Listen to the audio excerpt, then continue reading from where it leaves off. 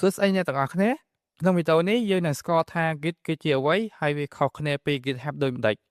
GitHub គឺជា online platform សម្រាប់រក្សាទុក Git repository និយាយងាយយល់វាដូចជាកន្លែងរក្សាទុកទិន្នន័យនៅលើអ៊ីនធឺណិតឬក៏យើងហៅ cloud storage សម្រាប់ developer អាចចែករំលែកកូដជាមួយអ្នកផ្សេង collaborate ធ្វើការជាមួយ developer ផ្សេងទៀតរក្សាទុកបច្ចេកនៅលើអ៊ីនធឺណិតឬក៏យើងហៅថា backup បច្ចេកហ្នឹងដូច្នេះហើយបើ computer របស់យើងមានបញ្ហាកូដនៅតែអាចរកបាននៅលើ GitHub អញ្ចឹង GitHub ត្រូវបានគ្រប់គ្រងដោយ Microsoft មនុស្សជាច្រើនច្រឡំ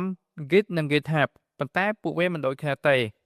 Git គឺជា tool ដែលដំណើរការនៅលើ computer របស់យើងវាជួយឲ្យយើងតាមដានការផ្លាស់ប្ដូរនៅក្នុងបច្ចេកបន្ថែមកូដថ្មីកែប្រែ file ឬគ្រប់គ្រងត version ចាស់ខណៈដែល GitHub គឺជា platform នៅលើអ៊ីនធឺណិតដែលអនុញ្ញាតឲ្យយើង upload repository share project ធ្វើការជាមួយ team អញ្ចឹងនិយាយងាយទៅ Git គឺជា tool នៅក្នុង computer របស់យើង